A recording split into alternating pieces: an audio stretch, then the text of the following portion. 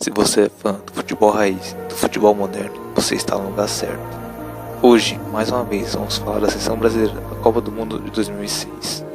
No último vídeo, falamos do time titular. Hoje falaremos dos reservas.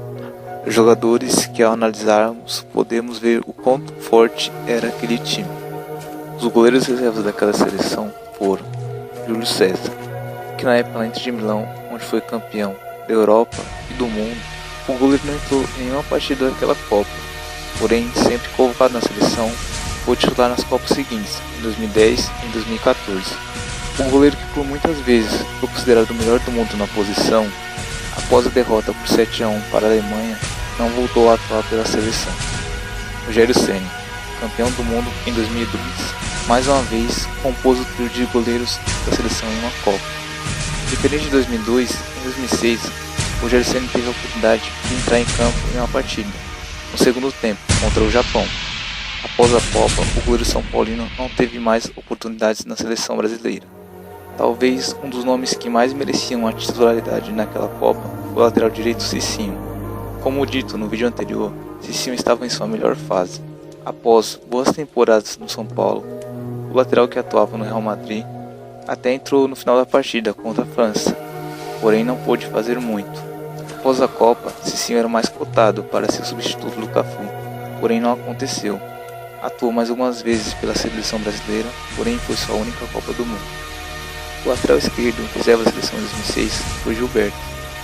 Gilberto chegou a atuar em uma partida contra o Japão e fez até um gol. Após a aposentadoria de Roberto Carlos na seleção, Gilberto seguiu firme na lateral esquerda e chegou até a disputar a Copa do Mundo em 2010. A dupla de defesa, reserva do Brasil na Copa, foi composta por Cris. Para muitos, o convocado seria Roque Júnior, campeão do mundo em 2002.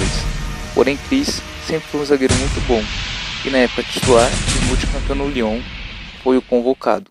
Cris não entrou em campo e essa foi a sua única Copa do Mundo. Luizão, zagueiro que é ídolo do Benfica de Portugal, esteve no plantel em 2006, porém não entrou em campo. No Mundial de 2010, Luizão mais uma vez foi convocado. Após a derrota do Brasil em 2010, Luizão ainda chegou a disputar a Copa América de 2011 com a seleção brasileira. Abrindo o meio-campo, Gilberto Silva. Gilberto que estava presente no elenco campeão do mundo 2002 e também participou da Copa de 2010.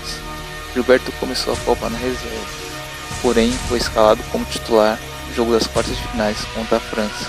O bom volante, que na época atuava pelo forte time do Arsenal, teve a missão de ajudar o meio-campo brasileiro na marcação de Zidane. A culpa não foi só de Gilberto Silva, porém já sabemos o que Zidane fez com aquele jogo. Convocado de última hora para substituir Edmilson, entre o campeão que foi cortado, Mineiro não entrou em campo naquela Copa.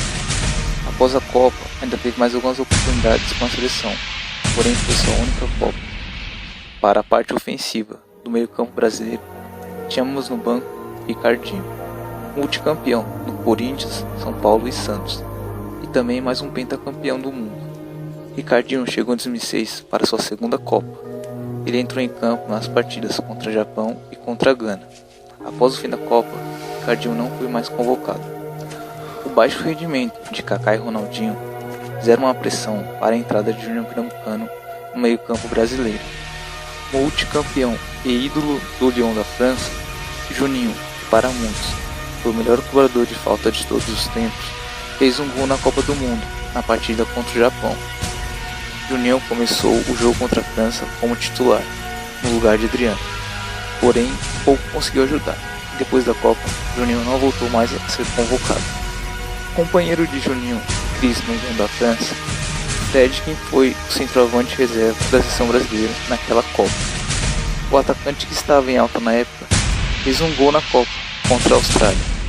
Fred ficou fora do Mundial seguinte, em 2010, porém voltou para a seleção em 2014, após a vexatória eliminação brasileira e as extremas críticas ao atacante brasileiro, ele nunca mais voltou a ser convocado. E por fim, talvez o nome mais pedido naquela Copa, Robinho, o rei das pedaladas, que na época era o camisa 10 do Real Madrid.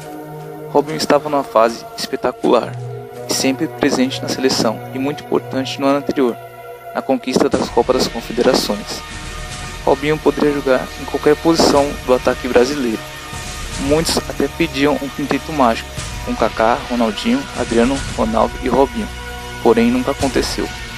Robinho passou em branco aquela Copa e seguiu firme na seleção até a Copa seguinte, onde talvez foi até o principal nome da seleção. Robinho ainda recebeu mais convocações, porém disputou apenas essas duas Copas. Esse time reserva do Brasil de 2006 mostra a força do futebol brasileiro no início dos anos 2000.